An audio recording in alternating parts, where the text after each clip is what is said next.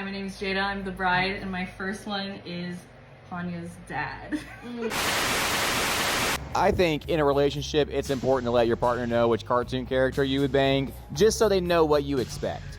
Anyway, let's get to the movie review. So this week, y'all wanted me to review Sleepover from 2004. Not the new one from 2020. I don't know anything about that. I refuse to watch any movies past 2015.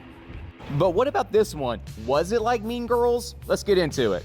Well, I can tell you this much, the marketing team really wanted you to think it was like Mean Girls. Just look at the posters. But just because one movie is similar to another movie doesn't mean it's bad. So let's talk about the things I liked about it.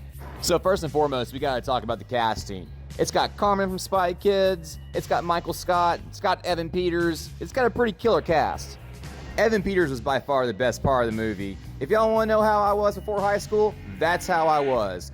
In fact, I can look at him and his group of friends and just smell them. I know what they smell like. I want to add in one other connection I have to Evan Peters. Back when American Horror Story Cult came out, he played a character named Kai, and around that time I had, let's call it a vibe. And for a year after that, I got called Kai. Anyway, back to the movie. So we gotta talk about the soundtrack too. This soundtrack was way better than the Mean Girls soundtrack in my opinion.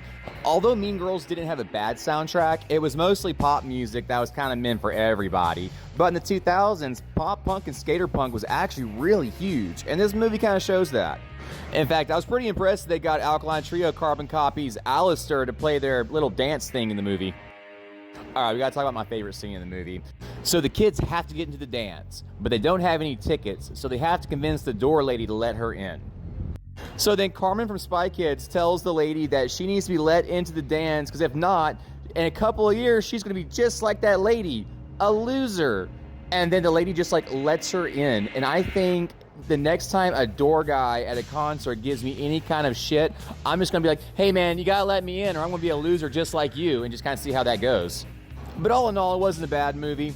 Very 2000s, but let's really answer the question you all want to know. What is a superior movie? Is it Sleepover or is it Mean Girls? And I'm gonna be honest with y'all, it's Jawbreaker.